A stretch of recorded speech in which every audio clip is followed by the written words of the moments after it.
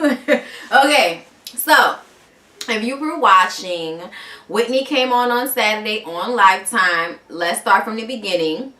Okay, I made a video in my car, but decided to go ahead and do it with the camera and shit instead so that I can edit it together.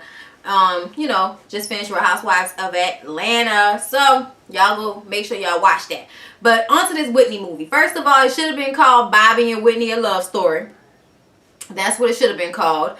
But you know, it's fine that it was called Whitney, but it wasn't really about Whitney. It was more so about their relationship. But since I had been privy to a lot of the press that was going on with it, you know, watching videos, watching Angela Bassett do her interviews on different shows and things, I kind of already knew that it was going to be just a 5-year period. It wasn't, you know, from birth to death, because, you know, they wanted to leave that as a possibility for big screen. I think that as a director, Angela Bassett did a great job. The movie flowed very well. The end was kind of like, okay, but, and I only mean that because it just dropped off. And we know so many other things happen, but what can you know, you can only fit so much into a 2-hour period. So I think it began good with her, you know, in the limo with Robin and getting her, you know, about to get all pumped up to go out there and beat Whitney Houston, and, you know, seeing her do her little shoulder thing and you doing all of that. Yes, yeah.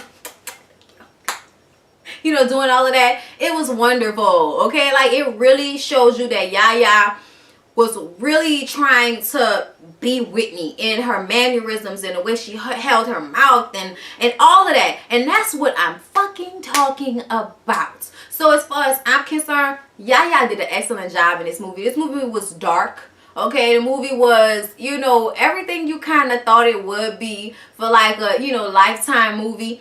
It wasn't, you know, a big screen movie, but we know, like, if it was a big screen movie and had big screen budget, then shit would have been better and different, but that's not what we had, so we're not going to focus on that in my review. You know, and I'm not going to go scene for scene because I feel like you need to just go watch it. They showed it all day yesterday, and I'm sure they put it on demand and are going to show it again. I'm sure you can find it on Lifetime's website, whatever. You're definitely going to be able to see it again because people responded well to it. Excuse me. Much better than the Aaliyah movie, as far as Twitter was concerned.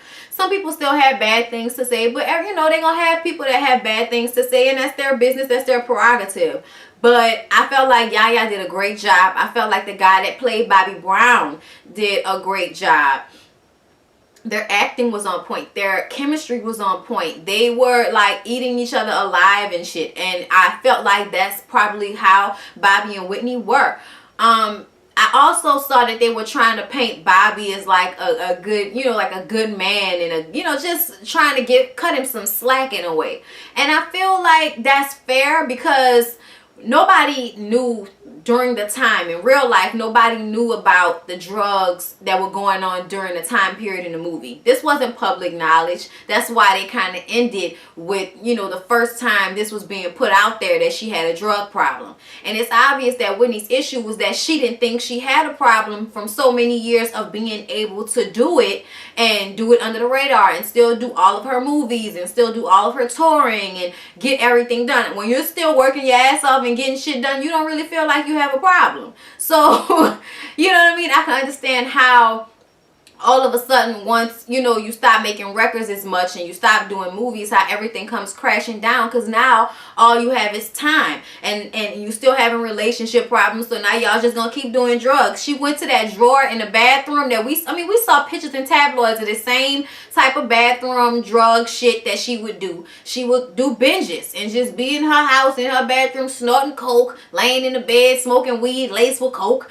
You know, that's what Whitney was doing. And Bobby wasn't so much into it, but I feel like at the beginning of the movie, but when you saw the interview at the end, it was not like Bobby was trying to make y'all feel like he didn't do drugs. He said at one point he was on heroin just trying to go to sleep from using all of the damn coke. So I do feel like Bobby, you know, put it out there that he was definitely using too. It wasn't, you know, I think the movie had it painted like that, but it might have been just like that was the time frame. At that time, he wasn't on coke. Whitney was doing coke a little bit more. She had more money.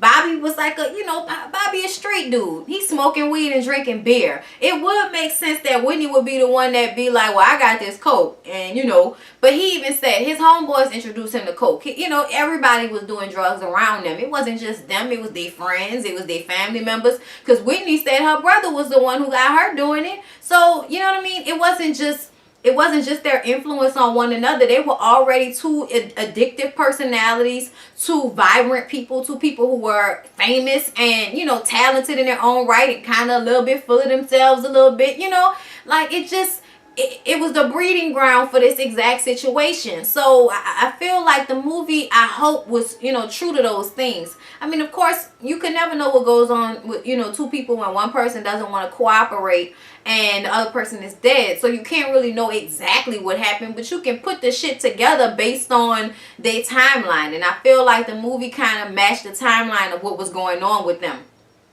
I missed the Whitney sweats. Yes, I agree. There was not a lot of sweats, and as we know, there was a lot of sweats. Okay, Whitney was always, this top lip was always sweating when she was singing. Okay, I'm gonna need for y'all to get that together. All right, get that sweat on that top lip next time. What else, y'all? Robin was extra gay, you guys. Y'all know there was always like this story out there that Whitney Houston was having like this sexual relationship with her best friend Robin, who she, who helps with her businesses, who lives with her up until she got married to Bobby. So it just kind of did seem like maybe they were together and Bobby came in and fucked that whole little situation up. Maybe. I don't know. But it does kind of seem like that just a little bit, I'm not gonna say. But I wouldn't be surprised, like, she was living her life. She was doing whatever she was doing. And I can imagine being she even said it herself, sex, drug, and rock and roll. When she was alive, she said that shit. She said what it was. So that's probably what her life was even before Bobby, but it just got worse being with somebody who had the same lifestyle as you. Because now y'all not being positive influences on each other to make each other stop. So why not go full speed ahead into drugged out shit, Also, I get tired of people calling Whitney a crackhead. I feel like just because she was a black woman, you gonna call her a crackhead when all of these white get on coke, they cokeheads. Don't try to downgrade a bitch drug name, okay? Because crack is whack. Bitch could never smoke crack. That shit cheap, okay? I got too much money to ever smoke crack. That's what she told y'all. That's what she said. She meant that shit. She was being real with y'all. She had too much money for that shit. She was a cokehead. Totally different realm of drug use, okay? And I agree, because as you can see, you can go years being, kind of functioning cokehead. You can't be no functioning fucking crackhead for years and years. That's just not gonna happen. What else, y'all? Bobby Brown's hair annoyed the fuck out of me, but his hump game was everything. So that matched, okay? Bobby Brown's nastiness and humping on stage and shit, that all played through. I also feel like Bobby did kind of play back to Whitney in a way in real life. So that's why it looked like that it was only his story, because he was the only motherfucker home for a while. But it did seem more about him than about her.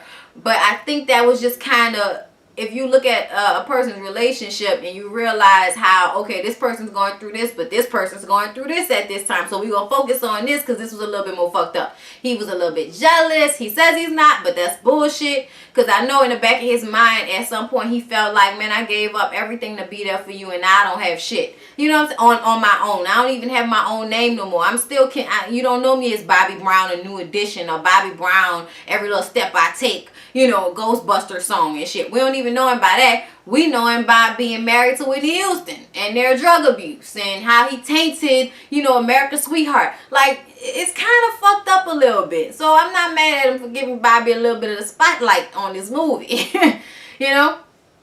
What else happened, y'all? Sissy was played by Suzanne Douglas. I love Suzanne Douglas. She was the mama on Inkwell, on Parenthood. She played Sissy. I think she did a good job. She was there for her, y'all. Yaya was in that room when she lost the baby on the set of Bodyguard. I didn't know she had a miscarriage on the set of Bodyguard. But she lost that first baby. I knew she had a miscarriage before Bobby Christina, having her or whatever. People were saying that it was probably because of her drug use. It might have been, but I mean, she had Bobby Christina just fine. So, you never know. It might not have been that real, And especially if you find out you're pregnant, I'm sure she stopped because she really wanted the baby, And she finally got pregnant with Bobby Christina. And, you know, so Bobby decided to stay with her on the tour because she wasn't going to tour. She wasn't going to do a tour for Bodyguard. But they was like, look, you better strike while the iron is hot or this shit going to be gone. And that's exactly what she had to do, as we all saw. Because this was in our lifetime. So we saw this shit. So it's kind of hard to be surprised at anything because it happened during our lifetime. But if it had been, you know, longer ago, I'm sure everybody would be, you know, like, damn, I didn't know that, you know. I like the montage that they did. Deborah Cox singing was awesome. Deborah Cox needs to come out with some more music because she sang the shit out of them songs. I mean, every single one of them was beautiful. She put her own stank on it, but still at some moments sounded just like Whitney Houston. It was awesome. I was living for the music. Like I said, Yaya really made me feel it. Yaya was really like that nervous energy that Whitney would have sometimes, and anger and all of that. She was really trying to embody that shit. So I really hope that this helps Yaya's career go, you know, full speed ahead as much as it can, because she's awesome. And I love to see me a brown girl on television doing a damn thing. You know what I mean? Black people got jobs right now with this movie, and the movie was good. So I'm not going to sit up here and, you know, try to find something wrong with it when I was entertained and I was captivated and I enjoyed it. You know what I'm saying? The clothes were on point, you know, matching how Whitney would dress, how Bobby would dress, the wedding dress, all of that stuff.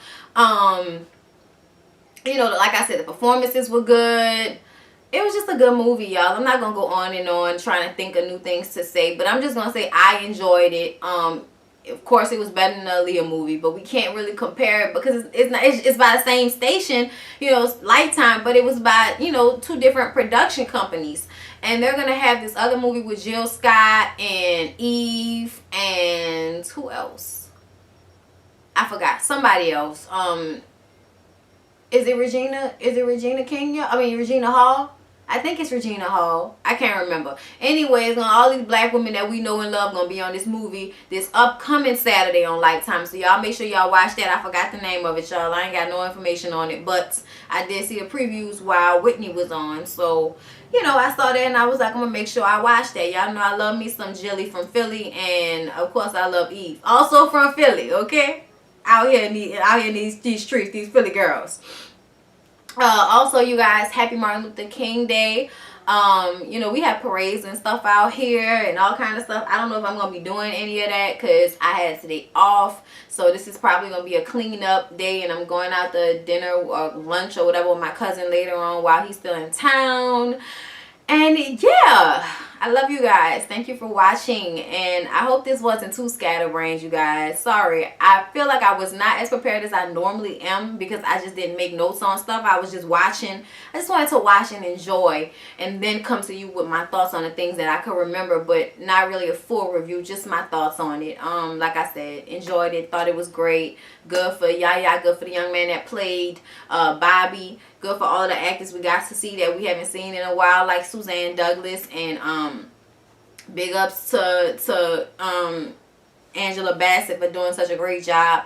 I was just here for it all in all. So yeah, and I even watched it again. I watched it a second time when it was on at my job, but it does make me a little sad. So I don't be wanting to watch it because y'all know I love me some Whitney Houston, like for real. Like I've seen everything Whitney's been in. You know, had all the albums back in the day. I had them all. Now I have them all on my computer. But, I mean, I had, like, the disc. So, you know, I used to play the shit out of Bodyguard. Y'all don't understand, okay? Y'all don't understand how much Bodyguard got played for me, okay? You don't understand.